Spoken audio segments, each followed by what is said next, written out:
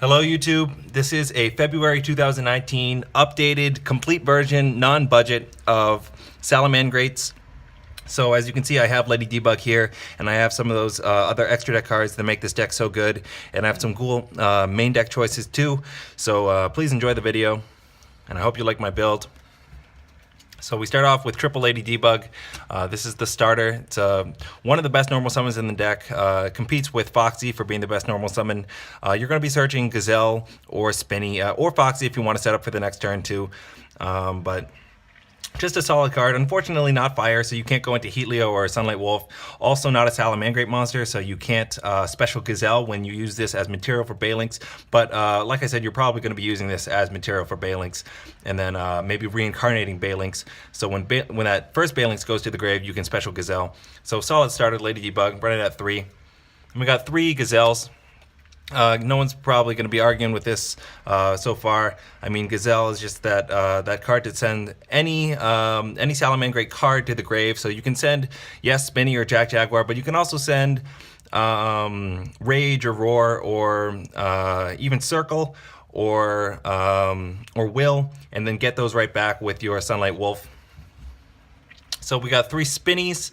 I do run this at 3. Some people run this at 2, but I feel like it is a good normal summon too. Not quite as good as Lady Debug or Foxy because it won't give you a plus, but you can still send it to the grave using it as material for Balinks, and then if you have Gazelle in your hand, special Gazelle, and then get the Spinny right back, and then maybe set you up with a Balinks and a Mirage Stalio. That's a common combo if you have Gazelle and Spinny in your hand, and then maybe with that Gazelle that you special when Spinny was sent to the grave, you can get your Roar back when you reincarnate your Balinks. All common combos that you can do with these cards here. So next, standard stuff for the Salamangreats, 3 Foxies. It's your plus, it's your Pot of Duality. Also special summons itself if you want to pop a Face-Up Spell or Trap on the field. So a solid card. I mean, a lot of times opponents are going to be running back row. So Foxy, I think, is a pretty obvious choice to be running at 3.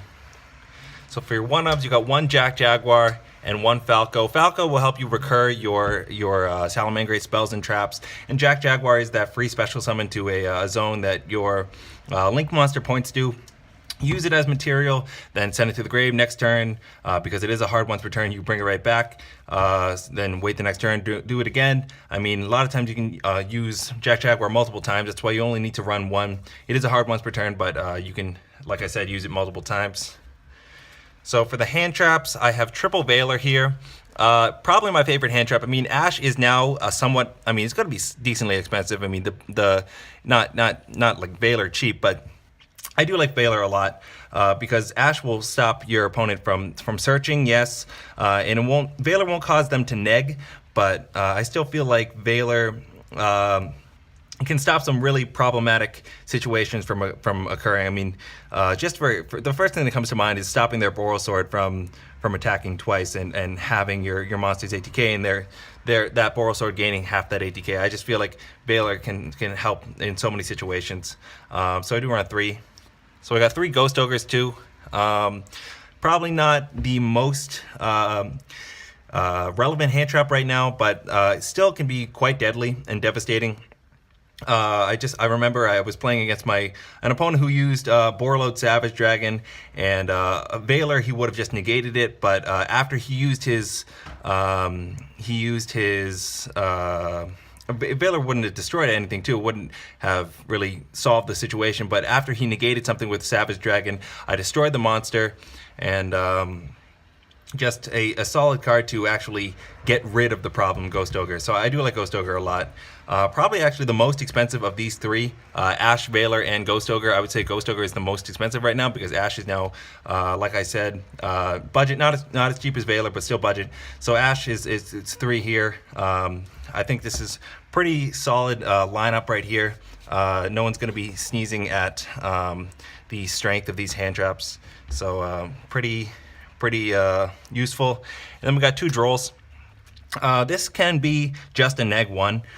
Your opponent can just not search or add after that first time that they search or add, but sometimes it can stop their entire turn, and all they can do is really end the turn. Sometimes if they're doing combo heavy plays. And for the spells, I have 3 circles here. Pretty obvious, I would say. Being a quick play is pretty useful because even if they try to pop it before you can, if you set the circle and you want to maybe protect your reincarnated Link monster from monster effects, and they try to pop it, you can still add from it. So it's quite a good card. And having 3 is awesome because it's like 3 Rotas. I run 2 Sanctuary because I do run Pot of Desires in this build, and a lot of people would run 1 Sanctuary, but for the grind game, I would say that 2 Sanctuary is not too bad of a call, because sometimes, like playing ABCs, they have a card that can banish a card on the field, and they banish your 1 Sanctuary. It's really hard to make those plays and come back from that. So having 2, especially running 3 Banelings, I would say 2 Sanctuary isn't the worst call. I run 2 Wills. This may be a lot, but I mean, I thought that having another addable Salamangreat card, if you excavate it with Foxy, is decent, because I was before running 1 Will and 1 Monster Reborn, but again, it's a Salamangreat name, and like I said, I'm running Pot of Desires, so I like to have multiple copies of these spells and traps. So 2 Pot of Desires, not 3. Definitely never want to see Pot of Desires into Pot of Desires into Pot of Desires. That's just the worst, because you're banishing your whole deck or decking out possibly. So 2, and then 1 Foolish Burial to send your Jack Jaguar or Spinning to the grave, or even Falco if you want to add a spell or trap back from the grave. And then for the traps, I run 2 Roar. A lot of people play 1 Roar, and I also have 2 Rage here. A lot of people play 1 and 1, but I still feel like you want to be seeing 1 of these in the opening hand, especially Rage. Rage is such a deadly card. I mean, if you have a reincarnate, it's really easy to reincarnate your Sunlight Wolf on the first turn. Heat Leo is a little bit harder, but Rage is literally 1 card that pops 2 cards, or possibly 3 cards if you have a reincarnated Heat Leo. It's really deadly. And if you have Roar and Rage set on the first turn, and you go first, you can stop them from doing 1 important play, whether it's a monster effect, their normal summon that you're negating the effect of. And then Rage, at the end phase, you can pop whatever spells and traps they set. So you can really clear their board and then go in for a devastating third turn, or your second turn. So I do run 2 of these guys each. And then I also play the last card in the main deck. I play 1 Solemn Judgment because it's just 1 more line of defense, and Solemn Judgment is just such a useful card. It really negates anything, so definitely want to include it. For the extra deck, I play 3 Banelinks. Start with the Salamangreat monsters here. I'll go in order here. 3 Banelinks. Like I said, for the grind game, if you're running 2 Sanctuary, 3 Banelinks is definitely a good call. And such an easy monster to go into, being a Link 1, and get that free Sanctuary. And of course, it's got the banish effect, so you can protect your Sunlight Wolf from being destroyed by battle or card effect. That's what I find myself protecting the most. So 3 Banelinks, 3 Sunlight Wolf, definitely. Like, this is a necessity. 3 Sunlight Wolf. Because adding back your spells and traps from the grave is so useful. You can use Rage literally every turn. Pop 2 cards on the field with your reincarnated Sunlight Wolf with Rage, and then get it right back the next turn. Reset it, do it over and over again. Or use Will over and over again. It's pretty much a soul charge that you can bring back 2 monsters.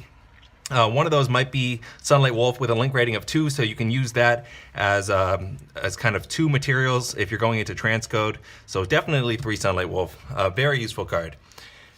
2 Heat Leos, because not all the time will you be needing to go into 3. So I feel like to make space, I only put 2. Shuffling back into the deck, 1 spell or trap they control is actually pretty good. And also with Valor in this, it's funny. You can do some funny plays. You can make their monster, if you have a reincarnated Hilo, you can make their monster that they control 0 ATK, equal to the ATK of your Valor in the graveyard. So pretty funny plays that can lead to some annoying, frustrating victories or frustrating defeats for them. So for the XEs, these are the last Salamangreat monsters here. 2 Mirage Stalio. For the grind game, I would say 2 is necessary.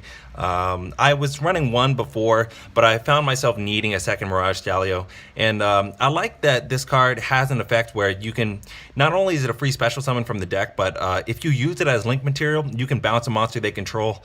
So it actually gives you an incentive to use this card as material and to get rid of your Mirage Stalio instead of having just like maybe a dead Mirage Stalio after you use this effect twice. You don't know what to do with it. At least it's kind of like a secondary effect that you can take advantage of. And then finally we have a Castel. Just for your situations where you have Falco or Jack Jaguar on the field, or Lady Debug too, any of those will do for Castel.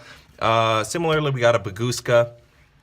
This is just your generic problematic spot removal Castel. I just have this in here because this deck can run rank 4, so I got it in here. Baguska is great because all the link monsters obviously can't go into defense mode.